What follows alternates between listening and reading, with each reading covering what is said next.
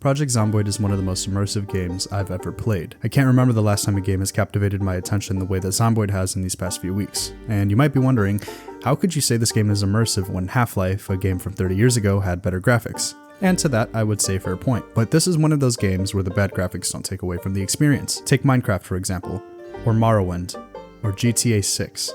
And once you look past the graphics, you quickly realize just how detailed and immersive this game is. And get ready to hear that word a lot, immersive.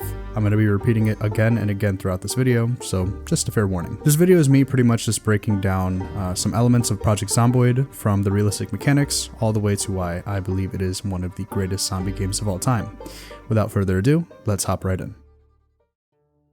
So right off the bat, there's a few things you need to know. The game takes place in Kentucky in 1993, ranging from rural little towns to the massive city of Louisville. This area is often referred to as Knox County. Not surprisingly, when the undead begin munching on people here, it is deemed the Knox event. The cause of the outbreak is never revealed, and even to this day, now that this game is about a decade old, nobody is entirely sure what caused the Knox event, or basically the zombie apocalypse. You, the player, are nobody. And I'm not saying that in a mean way, I'm sure you amount to something, but you are nobody in this game. You're not this cowabunga badass who can slice through zombies like nothing. You're not the Rick Grimes of this apocalypse. There are no previous experiences you've had with your character. The only thing that you have some control over is what occupation they had before the apocalypse, along with some traits. There's plenty of great traits that you can give your character to help them survive, like making them less likely to be spotted or more effective with weapons. But with the positive traits, you must also balance them out with negative traits. Some negative traits may make you more likely to trip, others may make you a slow driver. You could also choose to start out as an obese, deaf, illiterate, unlucky smoker. It's completely up to you. You are then randomly spawned into a building that your character lived in before the apocalypse.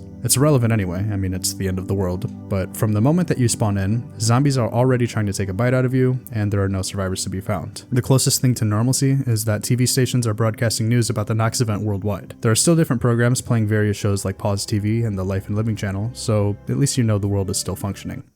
For now. And it's at this moment, when you take control of your character, that you really have the true freedom to do whatever you want. Do you want to immediately barricade your house, holding out as long as you can before you run out of food? Do you want to go out into the neighboring houses and begin looting as soon as possible? Do you encounter a zombie and immediately get bit? Oh yeah, I forgot to mention. Getting bit in this game is a death sentence. Once you're bit, you're fucked. No exaggeration or hyperbole.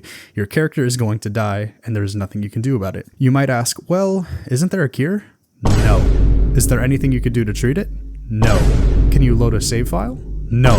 And this is one of the reasons that I believe that this game is so incredibly punishing, because from the moment you spawn in to the moment you die, every single choice that you make counts. One single mistake at any point in your character's journey can be their last. Now, if you were to think of other traditional zombie games, how many of them have this permadeath, no save loading aspect to it? And I'm not talking about permadeath being enabled on the hardest difficulty, like The Last of Us. I'm talking about a core element that's foundational to how you play the game. There's not a whole lot of games that do that. It makes this game feel incredibly stressful to play.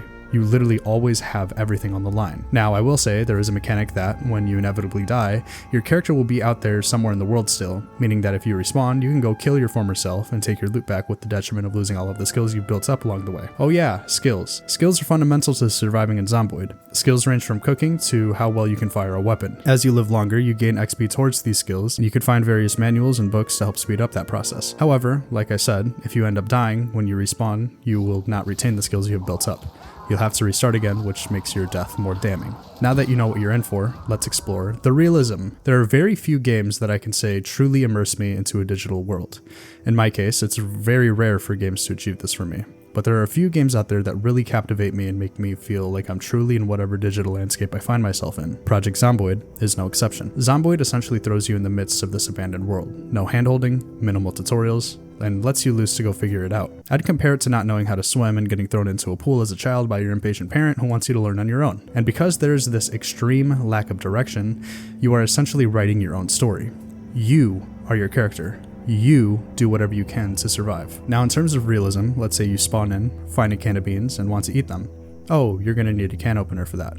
You don't have one? Too bad, you literally can't eat them. Let's say you find a pistol and some bullets. You fire all of the rounds in the magazine trying to defend yourself, then quickly realize that in order to reload, you have to load the magazine bullet by bullet, and then insert it back into the gun as the undead slowly catch up to you. What if you're running away from zombies and smash a window and climb through? Oof, looks like that broken glass shredded your hand up. You should have cleared up the glass before climbing through. How about finding a generator to keep your base warm during the winter? Oh, you put it indoors? Oh, you silly goose. The generator emits fumes and you are slowly dying the whole time that you were standing next to it. So what am I trying to show here? The developers have put a lot of time into making one of the most immersive, punishing, difficult video games out there. There is absolutely no leniency when it comes to trying to survive in this unforgiving world. There are so many different realistic mechanics in this game that I don't have time to cover in this video, but let me just say that sometimes when playing this game, it feels less like a video game and more like a simulation. But death in this game is inevitable. You will, unfortunately, at some point have some lapse of judgment that will be your last mistake. It can result in you being swarmed by a horde and being torn to pieces, or getting bit and eventually falling ill until your death, or crashing a car and shattering all of your bones, burning alive because you put something metallic in the microwave. Hell, I've even died from being scratched by tree branches which made me bleed to death from my neck. Zomboid isn't a game about surviving forever. It is a story of your eventual demise. If you think otherwise and believe that Zomboid is a game where you can live forever, every single time that you load into your world, you are reminded of your fate with a little greeting message that says, "This is how you died." It is not a story of persevering through everything and becoming victorious. There isn't any traditional ending. You don't get a credits roll or anything like that. Surviving is the story. You can outlast the chaos, avoid the bites, build your base, but you do this to delay the inevitable. And that's what makes it terrifying, but also captivating at the same time. And sometimes Zomboid isn't terrifying. It's just depressing. Trying to take care of your character, make sure that they're fed, make sure that they have clean drinking water, managing the depression of being alone in this broken world, battling boredom from the monotony of survival, trying to manage their anxiety after they get bit, keeping them taken care of while they're sick. And maybe that's what contributes to the immersive experience that this game has to offer. And in a weird way, I think it makes the game even more addictive.